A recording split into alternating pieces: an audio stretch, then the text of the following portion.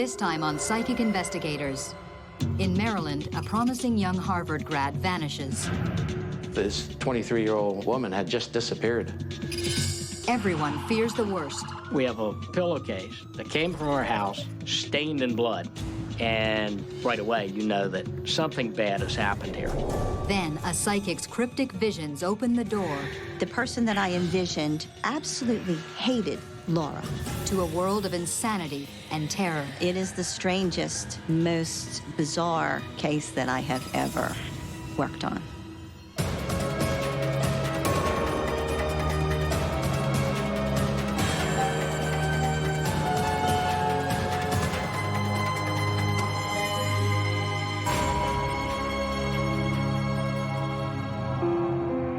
Bethesda, Maryland, an affluent suburb just minutes from Washington, D.C. Home to movers and shakers, professionals and politicians. Home to 23-year-old Harvard graduate Laura Hodling, who's just moved back in with her mother and landed a job at a PR firm. But on the morning of October 19th, 1992, Laura doesn't show up at work. Her co-workers call. No reply. One of them is a good friend. Concerned, she phones Laura's brother. Laura was extremely responsible, and she was very considerate, so she would have called, and I was quite sure of that. I knew something was strange. Warren Hodling, a teacher, heads over to his mother's house to check. His sister isn't home. By nightfall, there's still no sign of Laura. Increasingly worried, he calls the police. Sergeant Rich Fallon was on duty that night. The police took the report, and nothing was done for at least a day. You give them 24, 48 hours to show back up, then after that, you start getting concerned. Their mother, Penny Hodling, is away at a conference. When Warren calls her, she cuts her trip short and returns home. Because the police weren't able to do anything, we wanted to do something. We were convinced that there was something going on, there was something wrong. And so a lot of Laura's friends got real active. They put together a poster. It was very important to us to try to get, information out there so we could find something out. Laura Hodling's disappearance is big news in Bethesda.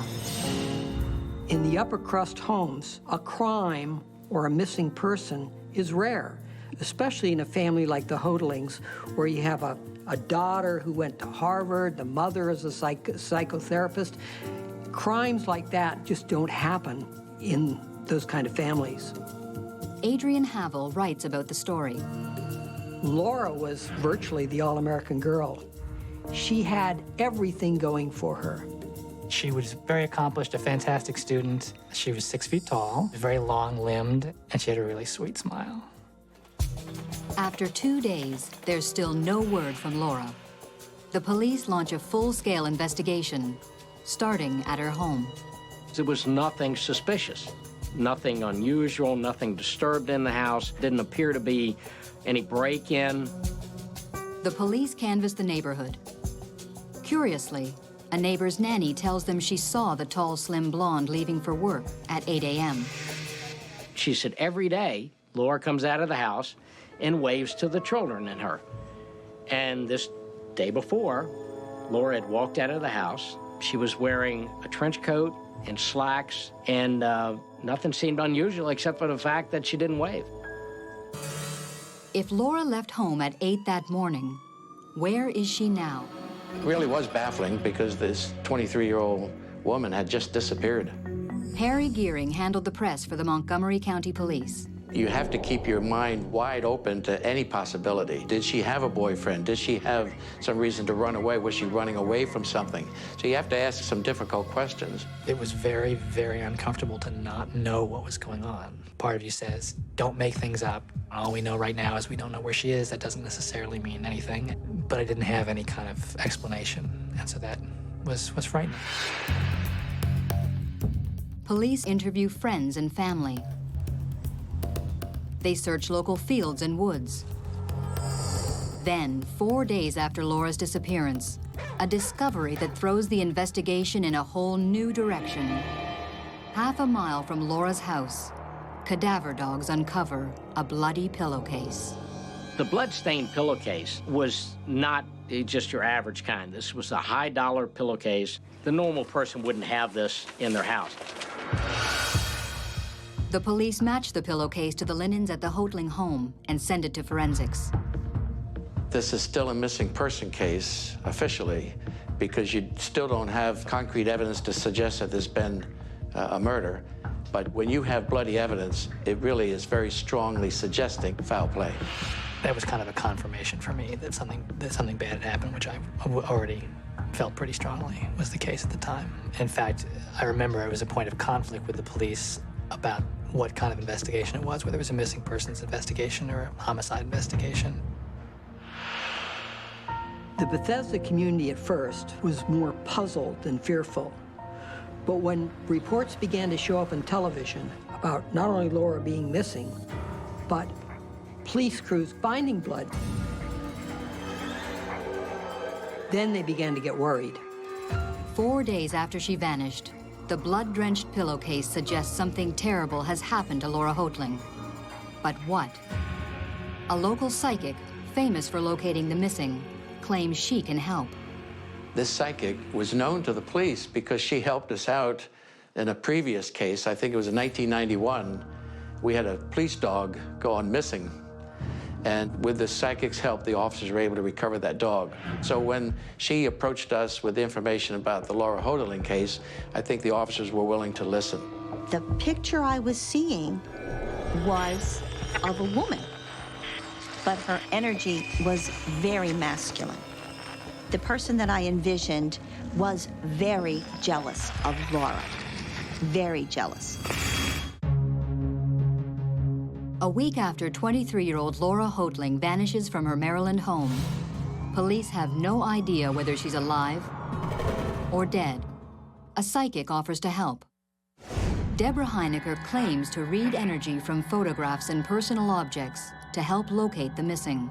I call it tuning in, and I basically remove everything from my mind, make my mind a blank slate, and then I focus on whatever it is. A police officer agrees to meet with the psychic to discuss the case. While holding the missing persons poster, the psychic sees a puzzling image. I got a vision of someone in my mind. It was a woman, but it was very strange to me because she had a male energy, and the male energy was very strong, and I found that very confusing. The person absolutely hated Laura, and actually, this person was very jealous of Laura, very jealous. I had visions of the person wrapping Laura in what looked to me to be a sheet or a comforter, and I felt that the person changed into Laura's clothes and carried her out. At that point, I felt relatively sure that Laura was no longer alive. A woman with a man's energy, intense jealousy, and murder. Detectives agree Laura might be dead, but they're mystified by the psychic's strange visions. Basically, what is that? What's a woman with a man's energy? And it really didn't fit in because we didn't believe it was a woman that did this. We believe it was a man that did this. As the investigation gathers speed, lab testing confirms that it's Laura's blood on the pillowcase recovered in the woods. That would indicate that something must have happened in the bedroom. So we then went into Laura's house and we stripped down the bed.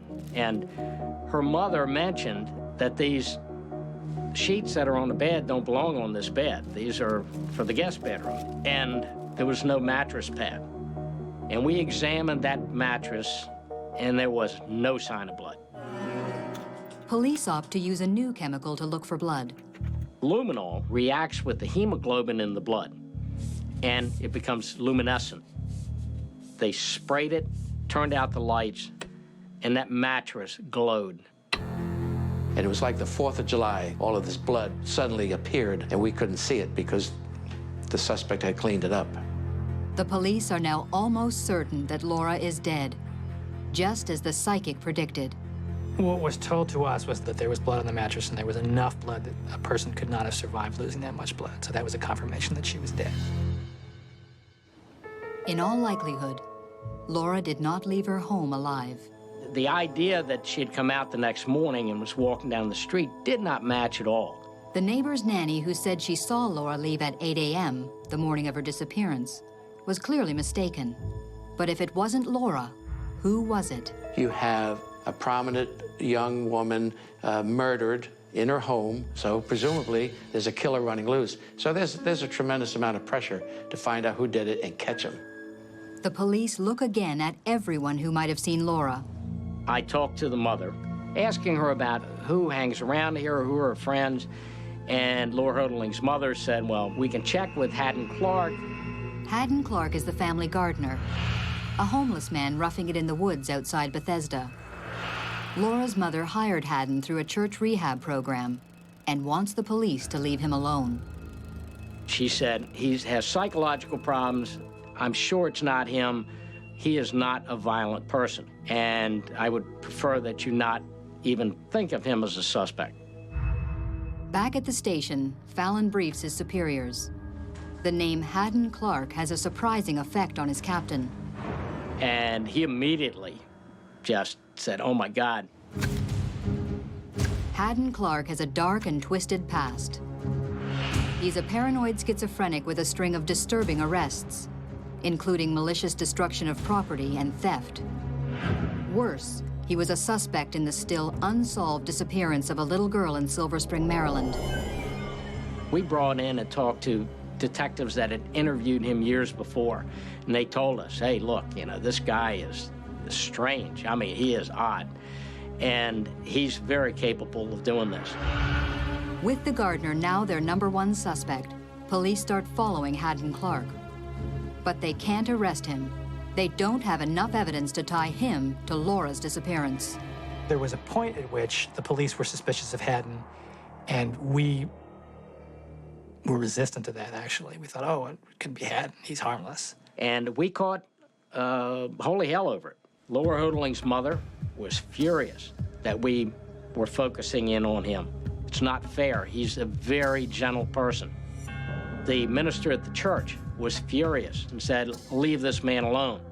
Homeless advocates were calling the police department and raising hell that we were looking at this homeless man.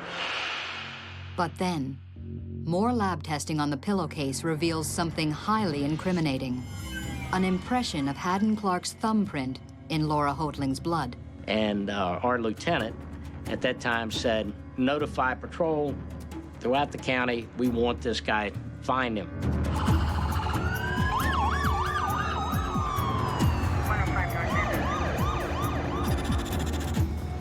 With this new evidence, the police arrest the gardener on suspicion of murdering the Ivy League grad. We trusted Haddon, and we found out that that trust was misplaced, and that was very difficult. But the question remains, where is Laura? 23-year-old Harvard grad Laura Hodling is set for a Washington law career when she disappears under suspicious circumstances. The family gardener, Haddon Clark, has been charged with her murder, but says nothing. We have a bloody fingerprint and no body, and it's basically a circumstantial case. So there's people saying, you don't have enough to get a conviction, we need to release him. At the bond hearing, prosecutors argue to keep Haddon Clark behind bars while they gather more evidence. For me, what was wrong was that I didn't know what had happened to her, and arresting him didn't answer the question. There was what people thought had happened, but we didn't know where she was. The police ramp up their search. Montgomery County homicide detectives have drained ponds. They have dug into the earth. They have listened to psychics. They have done so, of course, to find Laura Hodling's body. But nothing. Months go by. Haddon Clark's in custody, but still not talking. To me, it was a paralyzing experience. I felt very helpless. I knew the police were doing what they could do, and you were just kind of waiting. We knew in our hearts that Haddon Clark had murdered Laura. Proving it was going to be hard. We traveled up to Block Island, we went to Rhode Island, we went all over the place, anywhere he had been, and we were having a very, very hard time getting the evidence that we needed to close this case. And it was very difficult. Police are at a dead end. But psychic Deborah Heinecker thinks she knows exactly where Laura is buried. I felt it was relatively close to the campsite, and she was in a shallow grave in mucky, sort of peaty soil. Her nose was partially exposed, and maybe parts of her cheek and maybe a little of her forehead. But the police aren't buying it. They've already searched around Haddon Clark's makeshift campsite repeatedly. You're always going to have skeptics in the police. We're skeptical by nature, and the Montgomery County Police had searched that area over and over again, and they didn't believe that the body was there. But Deborah insisted to the police that they keep looking. On June 13th, 1993, 8 months after Laura vanished, a startling turn of events. Right the day before trial, the scientist has to review all of her findings. She looked at the hairbrush that had belonged to Laura Hodling and saw something odd and took off a strand of what she thought was hair that just didn't look quite like the others, and examined it, and it was a hair or fiber, as you might say, off a wig. This lone fiber may be the final piece of the puzzle. An earlier search turned up a bizarre storage locker rented by Haddon Clark. We went in, and it was stacked with plastic containers. There were high heels, there was ladies' underwear, ladies' dresses, there were wigs. Just the place was full of female clothing. Then we realized that Haddon was a cross-dresser. Deborah Heinecker's vision begins to make sense. I had the light bulb moment and said, oh, yes, that's what I had to have been feeling when I envisioned this person, but with a male energy. The crime lab makes a positive match. Faced with the damning evidence that puts him at the murder scene, Haddon Clark confesses. In a dramatic twist, the next day the gardener agrees to lead police to Laura's body in exchange for a plea bargain. He takes them to the wooded area surrounding his camp near Bethesda. There, they make a grim discovery. Buried in a shallow grave, they find the remains of Laura Hodling. It had been several months. The rains had washed up part of her body so that part of her body was now exposed and out of the ground. It's just as the psychic had insisted all along. Deborah's description of the grave site was very close to what it was. I mean, it was excellent. Some of the police officers were surprised when Laura's body was found in that location, because we thought we did a thorough search. We didn't see anybody there. So it's a mystery to me. Being able to say I know something about where she is was very helpful for us in terms of having some chance at some kind of a closure and not just not knowing. The not knowing was very hard. The man who killed Warren's sister had a troubled past. Haddon Clark had a terrible childhood. His mother dressed him in women's clothes, or little girls' clothes, I should say, from the time he could walk. We later learned that he liked to kill small animals. He would shoot cats, kill dogs, put them on the neighborhood's doorstep if the neighbor crossed him. This is the kind of person he is. Little did Laura's mother know that the man she hired to help in her garden was a born killer. But why Laura? Penny Hodling may have treated Haddon Clark, her gardener, her handyman, a lot like a son who came around and did odd jobs. Haddon had become attached to Mrs. Hodling, thinking that, she was like a mother figure. What came up is that Laura had just recently returned from Harvard and had moved into the house. He began to think of Laura as usurping him in the household. She was replacing him. Haddon may have thought Penny Hodling was his mother, but she wasn't. He was really, when it came down to it, the gardener and the handyman. And a rage did build up inside him, I believe. With Haddon's confession, a full picture of a savage crime is finally revealed. In the early morning hours of October 19th, Haddon Clark let himself into the Hodling house. Wearing a blonde wig, he entered Laura's bedroom and woke her up. She must have been in total terror when she saw him there, especially since he was wearing a wig. Clark then bound her limbs with duct tape and suffocated her on the bed. He slashed her throat, rolled her up in the bloody bed sheets, and then stashed her body in his truck. Then he came back to the house, cleaned up, replaced the sheets, made it look as normal as he could. Haddon Clark then climbed into the bed, his transformation complete. The next morning, he put on the wig and used her hairbrush to brush his hair, where we got the fiber from the wig.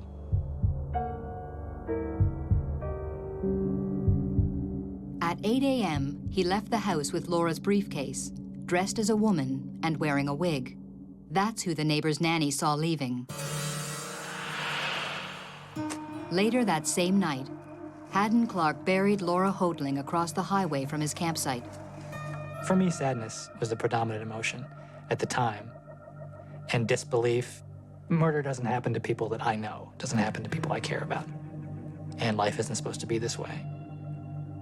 That was all changed for me. With his plea of guilty to second-degree murder accepted, Haddon Clark was sentenced to 30 years in prison for the murder of Laura Hodling. He later leads police to the remains of Michelle Dorr, the little girl he was suspected of murdering. He claims to have killed others, whose bodies have never been recovered. But the police have recovered Haddon's stash of trophies, including Laura Hodling's high school ring. It is the strangest, most bizarre murder case that I have ever worked on. The psychic in this case helped us out, so I'm open to using psychics.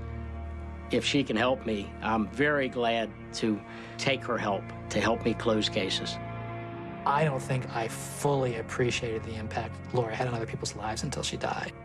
For her memorial service, it was a spectacular group of people, and they really, really loved my sister. And I was very touched by that. She's a beautiful person, and I miss her. I miss her.